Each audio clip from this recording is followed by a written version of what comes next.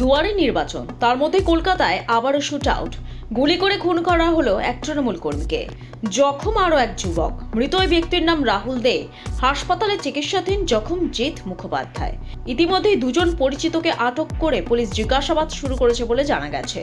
বুধবার মধ্যরাতে ঘটনাটি ঘটেছে বাঘাযতীনের পূর্ব ফুলবাগান এলাকার একটি বহুতলে অন্তত 3 রাউন্ড গুলি চলে বলে দাবি স্থানীয়দের। ঘটনাস্থলে মৃত্যু হয় রাহুলের।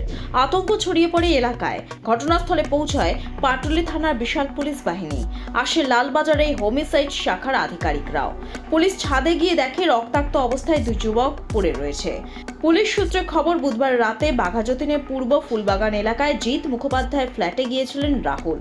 পরিবারের দাবি, জিৎ ফোন করে রাহুলকে ডেকে পাঠায়। ভাবলাম হয়তো বাজি ফাটছে, তারপর তার 2 মিনিট পরে আরেকটা আওয়াজ হয়েছে, বেশ জোরেই হয়েছে।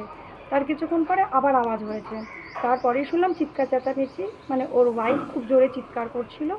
ওখান থেকেই দেখেছি, ঘরের থেকে বাইরে বেরিয়ে আসেনি, তখন তো অনেকটাই রাত্রি। তারপরে যখন আমি এখান থেকে দেখলাম 7-8টা ছেলে পাস হচ্ছে, মানে আমার ঘর থেকে দেখা যাচ্ছে যে পাস হচ্ছে, ছুটে দিকে গেল। যেতে যেতে গুড্ডুর গাড়িটা তো পেছন দিকে রয়েছে, মানে জিতের গাড়িটা, ওকে তো আমরা গুড্ডু বলেই জানি।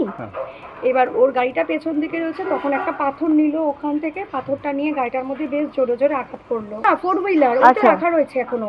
এবার আঘাত করার পরে যখন দেখলো ভাঙলো না, তারপরে বলছে কি যে ভাঙ আরো জোরে জোরে বাড়ি মেরে ভাঙ, এরকম বলছে। এবার ওরা মনে হয় ওটাকে জ্বালিয়ে দেবার বা কিছু একটা পরিকল্পনা করছিল ছেলেগুলো। তখন আমি আমার হাজব্যান্ডকে ডাকলাম যে দেখো তো, আমাদের গাড়িটাও তো থাকে, এবার একটা গাড়ি জ্বালিয়ে দিলে আরো এফেক্টেড হতে পারে। তো ওকে তখন ডেকে নিয়ে আসলাম।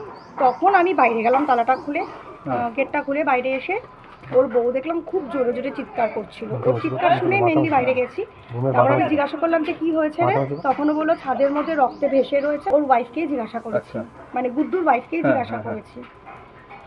তখন আমি বললাম যে কি হয়েছে গুড্ডুর, কি হয়েছে? তখন ওর বউ বলছে আমাকে যে দেখো কি হয়েছে, খুব মানে এই ছেলেগুলো গেল, ওরা মানে আমি তো বুঝতেই পেরেছি যে গুলির আওয়াজ ওইটা।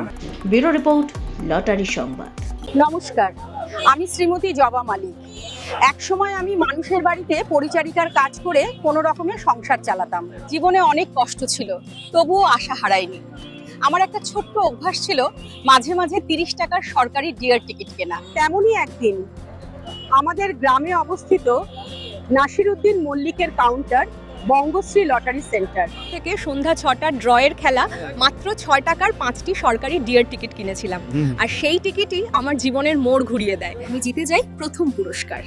সেই দিনই নাসির বাবু তার প্রধান শাখা উত্তরপাড়ার নিউ বঙ্গশ্রী লটারি সেন্টারের কর্ণধার মনির মল্লিকের সহায়তায় আমার পুরস্কারপ্রাপ্ত টিকিটই সিকিম সরকারের সংশ্লিষ্ট দফতরে জমা করে দেন।